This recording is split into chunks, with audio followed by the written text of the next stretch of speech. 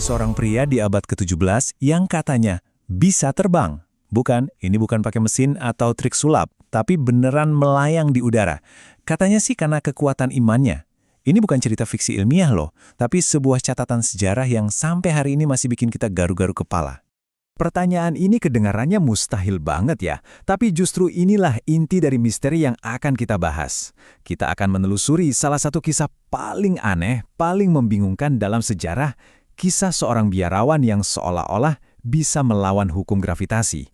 Oke, yuk kita mundur jauh ke belakang, ke Italia di tahun 1600-an, buat ketemu sama tokoh utama kita. Seorang pria yang kelihatannya sederhana, tapi hidupnya penuh dengan kejadian yang luar biasa.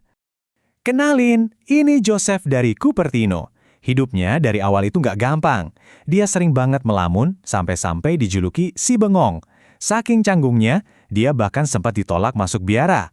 Tapi entah gimana ceritanya, secara ajaib dia akhirnya berhasil jadi seorang imam. Jadi, apa sih sebenarnya levitasi dalam konteks cerita ini? Ini penting nih. Ini bukan soal trik sulap atau ilusi. Menurut kepercayaan saat itu, levitasi adalah sebuah tanda fisik. Tanda di mana jiwa seseorang itu katanya saking dekatnya sama Tuhan, sampai-sampai tubuhnya ikut ketarik ke atas, benar-benar melawan hukum alam. Nah, yang bikin kisah ini jadi lebih dari sekadar dongeng adalah ini bukan cerita dari mulut ke mulut. Fenomena terbangnya Joseph ini disaksikan langsung dan dicatat oleh banyak sekali orang di zamannya. Ada lebih dari 70 kejadian levitasi yang tercatat secara resmi. Ingat ya, itu baru yang dicatat. Beberapa sumber bilang totalnya bisa ratusan, bahkan ribuan, karena lama-lama orang menganggap itu hal biasa dan berhenti menuliskannya. Gila kan? Dan yang lebih mengejutkan lagi adalah, siapa yang melihatnya? Ini bukan cuma cerita dari orang-orang biasa.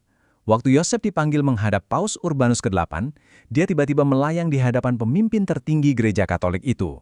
Sang Paus sampai begitu takjub dan mengucapkan kalimat yang luar biasa ini.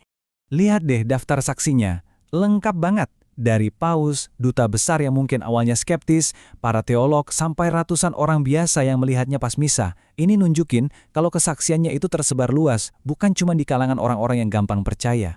Terus gimana sih persisnya kejadian itu? Para saksi mata menggambarkannya begini. Biasanya dimulai dengan sebuah teriakan keras yang tiba-tiba. Setelah itu, Joseph bakal terangkat dari tanah.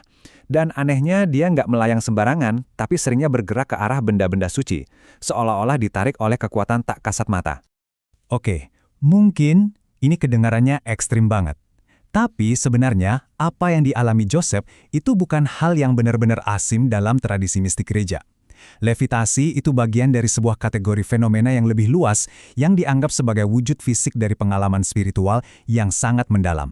Coba kita lihat tabel ini. Fenomena kayak stigmata, yaitu munculnya luka-luka Yesus di tubuh seseorang, atau bilokasi, kemampuan buat ada di dua tempat sekaligus, itu juga dianggap tanda-tanda kedekatan sama Tuhan.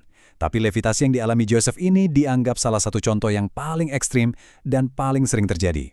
Tentu saja, sebagai orang modern, otak kita pasti langsung bertanya, apa ada penjelasan lain yang lebih masuk akal? Nah, sekarang mari kita coba lihat argumen dari sudut pandang yang lebih skeptis. Jadi, disinilah letak perdebatannya. Di satu sisi, ada penjelasan teologis yang bilang ini mujizat. Di sisi lain, ada penjelasan skeptis yang menganggap ini semua cuma ilusi, trik, atau kesalahpahaman. Dua kutub yang sangat berlawanan. Para kritikus modern, kayak penyelidik skeptis John Nickel, punya beberapa teori. Mungkin levitasi yang cuma beberapa senti dari lantai itu cuma ilusi yang tersembunyi di balik jubahnya yang longgar. Atau mungkin terbang ke tempat tinggi itu sebenarnya cuma lompatan yang sangat atletis. Dan teriakan itu bisa jadi itu suara orang yang mengerahkan tenaga buat melompat. Masuk akal juga kan? Nah, disinilah argumen baliknya. Ini pertanyaan kunci yang bikin teori penipuan jadi goyah. Kalau Joseph ini memang seorang ilusionis atau atlet yang hebat, kok bisa dia juga dikenal sebagai orang yang super sederhana, pelupa, dan canggung?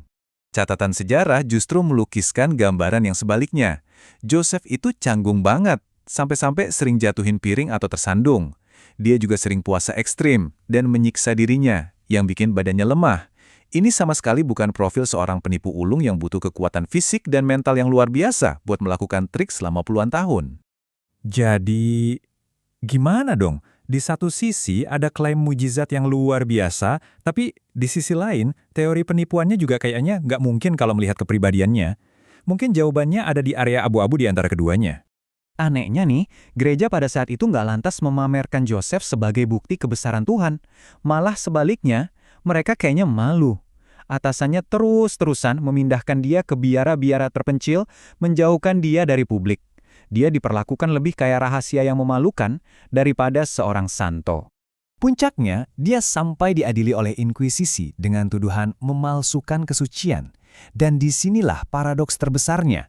Setelah diselidiki habis-habisan, bahkan lembaga sekeras Inkuisisi pun menyimpulkan kalau Joseph nggak menipu. Mereka memutuskan bahwa fenomena terbang itu benar-benar terjadi dan di luar kendalinya. Pada akhirnya, kita kembali ke pertanyaan awal.